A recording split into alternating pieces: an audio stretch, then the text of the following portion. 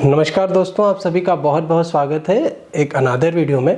आज हम डिस्कस करने वाले हैं ऐसे मरीजों के बारे में जिसको स्पाइनल कॉर्ड की समस्या है। और स्पाइनल कॉर्ड में क्या समस्या है, L4, L5, L5S1 पर डिस्क बल्ज हो गया है और उसमें नर्व रूट इन्वॉल्व है ना।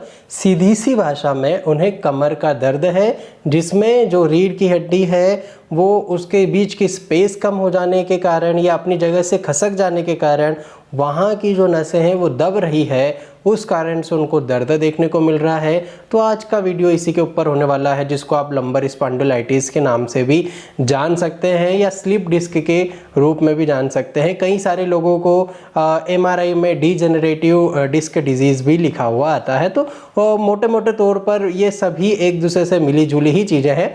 तो आपको एक सिंप्लीफाइड इन जनरल मैं आपको सारी चीज़ें आज बताने वाला हूं। तो यदि आपको कमर का दर्द होता है या आपको लंबर स्पॉन्डिलाइटिस की प्रॉब्लम है या डिस्क बल्ज की प्रॉब्लम है, तो ये वीडियो आपके लिए बहुत इन्फॉर्मेटिव होने वाला है। इस पे हम देखेंगे कि ये क्या होता है, क्यों होता है और इसका ट्रीटमेंट कैसे किया जा सकता है। यदि आप होम्योपैथिक के जानकार हैं या मेरे स्टूडेंट हैं तो आप ज़रूर वीडियो को लास्ट तक ज़रूर देखें, क्योंकि लास्ट में मैं आपको होम्योपैथी की कुछ मेडिसिन्स बताऊंगा जिसके द्वारा आप इसको काफ़ी हद तक ठीक कर सकते हैं। बट हाँ, आपको इंडिविजुअलाइजेशन तो करना ही है, उसके साथ में कुछ थेराप्स आपको मैं बताने वाला हूँ। चलिए सबसे शुरू में बात ये करते हैं कि ये बीमारी क्या है। बीमारी जैसे मैंने आपको पहले इंट्रोडक्शन में बताया कि जो हमारी लंबर वर्टिब्रा होती है ये हमारी स्पाइनल कॉर्ड है, ठीक है। स्पाइनल कॉर्ड में ये जो लंबर एरिया है, जो हमारा कमर वाला एरिया है जहाँ पर हमारी किडनियाँ होती है, ठीक है, इस लंबर वाले रीजन में L4 और L5 के बीच से जो नसें जाती है, ये आपको येलो येलो कलर की नसें दिख रही हैं, ठीक है, नर्व्स हैं ये हर वर्टिब्रा के बीच से निकलती है, ठीक है, स्पाइनल कॉर्ड की ये जो नसें हैं, ठीक है। अब यदि ये जो दो हमारी वर्टिब्राज हैं, इस वर्टिब्राज के बीच में क्या होता है, इंटरवर्टिब्रल डिस्क होती है। इस प्रकार से शायद आपको कैमरे में दिख रहा है या नहीं दिख रहा है, बट मैं आपको एक फ़ोटो लगा दूंगा तो आप और अच्छे से समझ पाएंगे। ये दो वर्टिब्रास के बीच में एक डिस्क होती है, ठीक है। अब ये डिस्क जो है या तो डिस्क बल्ज हो जाए या इन दोनों हड्डियों के बीच का स्पेस कम हो जाए या ये अपने स्थान से खसक जाए, तो ऐसे कंडीशन में क्या होगा कि इस नस के ऊपर प्रेशर पड़ेगा। अब ये नस के ऊपर प्रेशर पड़ेगा तो आपको दर्द देखने को मिलेगा, है ना। अब ये दर्द कितने टाइप का हो सकता है, ये कई सारे प्रकार का दर्द हो सकता है। आपको throbbing pain, bursting pain, radiating pain, ऐसे अलग अलग प्रकार के पेन हो सकते हैं। नीडल प्रिकिंग सेंसेशन हो सकता है। अब मोटे तौर पर ये देखा गया है कि जितने भी लंबर डिस्क बल्ज वाले केसेस हैं उसमें एक तो पेशेंट को कमर में दर्द बहुत देखने को मिलेगा और दूसरा शाटिक पेन जैसा उसको देखने को मिलेगा। शाटिक पेन का मतलब क्या है कि जो दर्द है वो कमर से निकल करके और आपके थाई तक आ रहा है, आपके जांघों तक आ रहा है, हिप तक आ रहा है, घुटनों तक जा रहा है और किसी किसी को तो एड़ियों तक चले जाता है, ठीक है। तो ये जो नस दबती है उसी कारण से ये सारी प्रॉब्लम देखने को मिलती है। कमर का दर्द रेडिएट होकर के घूम करके आपके थाई तक आ जाए और घुटने तक चले जाए, तो ये प्रॉब्लम आपको देखने को मिल सकती है। दूसरी चीज़ क्या हो सकती है, आपको नमनेस देखने को मिल सकती है, एक सुन्नपन, झुन्नपन जिसको आप बोलते हैं, एक सनसनाहट जैसी आपको देखने को मिल सकती है, एक टिंगलिंग सेंसेशन देखने को मिल सकता है, जैसे कुछ चल रहा है, कुछ चींटी चल रही है हमारी स्किन पर, ऐसा देखने को मिल सकता है। या फिर ऐसा लग सकता है कि बहुत सारी सुइयां कोई चुभो रहा हो, है ना। उस प्रकार के बहुत अलग अलग सेंसेशंस देखने को मिलते हैं लंबर के प्रॉब्लम वालों के अंदर, ठीक है, ऐसे केसेस में। अब यहाँ पर बात आती है कि हमें करना क्या है।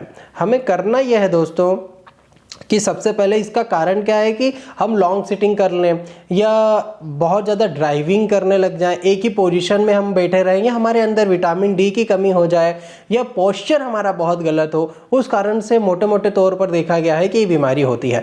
तो ये सारी चीज़ें आपको सुधारना है। आपका जो पोस्चर है, जो आप ऐसे झुक करके काम करते हैं, है ना, कुर्सी पर भी बैठे हैं तो ऐसे झुक जाएंगे, लैपटॉप चला रहे हैं, मोबाइल चला रहे हैं तो ऐसे झुक करके चलाएंगे, ऐसी चीज़ों में ये प्रॉब्लम बढ़ती है है और होने की संभावनाएं भी इसको ज़्यादा होती है ऐसी बीमारी को।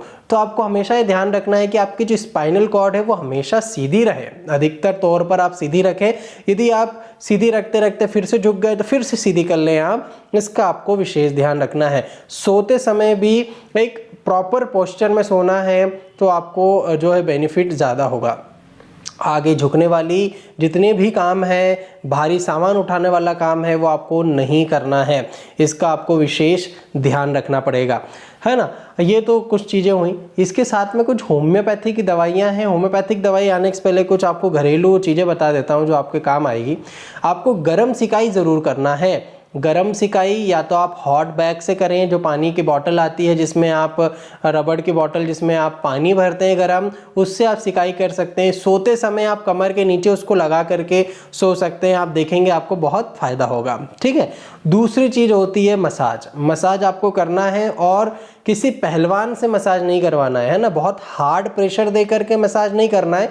एक स्पेसिफिक ऑयल कई सारे आते हैं मार्केट में, जो अच्छी कंपनी का ऑयल है वो आप लें। जैसे आप जो है ऑर्थो मूव ले सकते हैं, या ऑर्थो जो है मूव, हमारा एक ऑर्थोटोन नाम से भी ऑयल आता है, तो आप वो ले सकते हैं। या आप हमारे मरीज है तो हम तो आपको ऑयल हमारा स्पेसिफिकली देते ही हैं, पर आप SBL कंपनी का भी यूज़ कर सकते हैं। ऑर्थोमूव नाम से आई थिंक आता है, तो SBL कंपनी का आप ऑयल यूज़ करें, बहुत अच्छा है, ठीक है।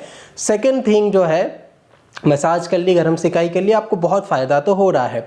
दूसरी चीज़ ये है कि आपको फिजियोथेरेपी करवाना पड़ सकती है। फिजियोथेरेपी में क्या करवाएंगे आप? सबसे पहले करवाएंगे आप ट्रैक्शन प्रॉपर तरीके से, प्रॉपर प्रेशर के साथ आप मेंटेन करेंगे ट्रैक्शन को, तो आप देखेंगे कि आपको बहुत बढ़िया फ़ायदा होगा और जो नसें हैं वो धीरे धीरे खुलने लगेगी। इसके साथ में आप अल्ट्रासाउंड भी कर सकते हैं और शॉर्ट वेव डायथैलेमी भी ले सकते हैं, है ना। और भी आपका जो फिजियोथेरेपिस्ट है आपको अच्छे से गाइड कर देगा कि आपको क्या क्या चीज़ें लेने की आवश्यकता है।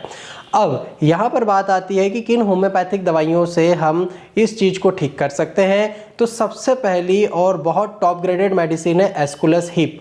एस्कुलस बहुत बढ़िया दवाई निकल के आती है होम्योपैथी में, जिसको ये देखा गया है कि जिसमें लंबर की प्रॉब्लम हो या सैक्रम में पेन हो, टेल बोन में पेन हो, बहुत बढ़िया काम करती है ऐसे केसेस में।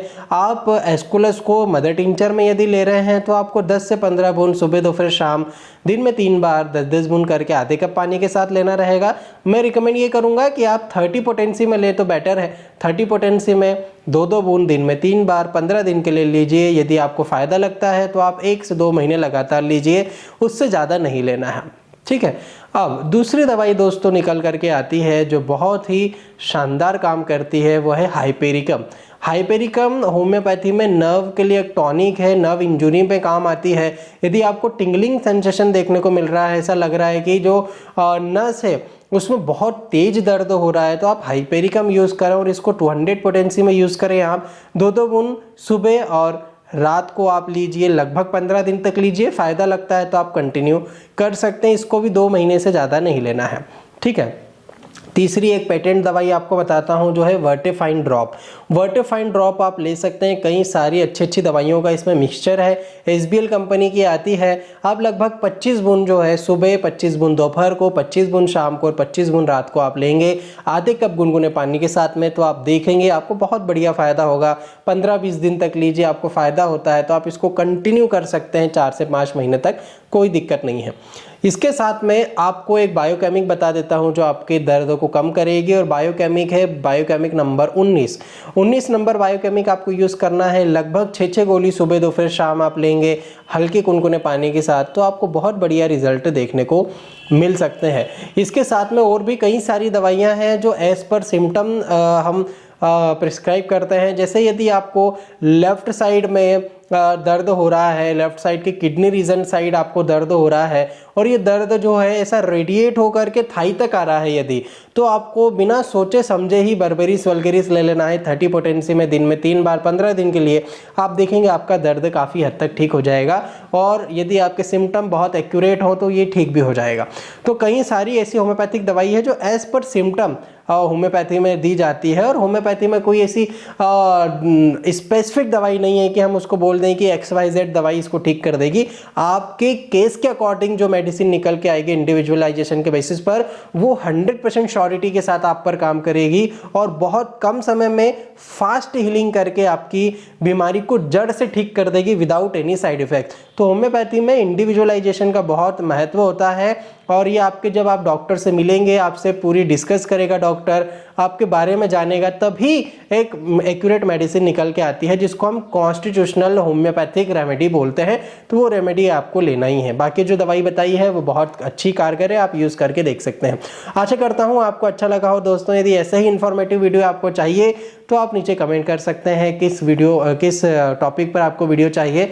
यदि कुछ सीखने को मिला हो तो लाइक ज़रूर करें, अधिक से अधिक लोगों को शेयर ज़रूर करें, सब्सक्राइब ज़रूर करके जाइए और पड़ोस की बेल आइकन को दबा के ऑल ज़रूर सेलेक्ट कीजिए। मिलता हूँ मैं आपसे नेक्स्ट वीडियो में, तब तक अपना ध्यान रखिए। नमस्कार।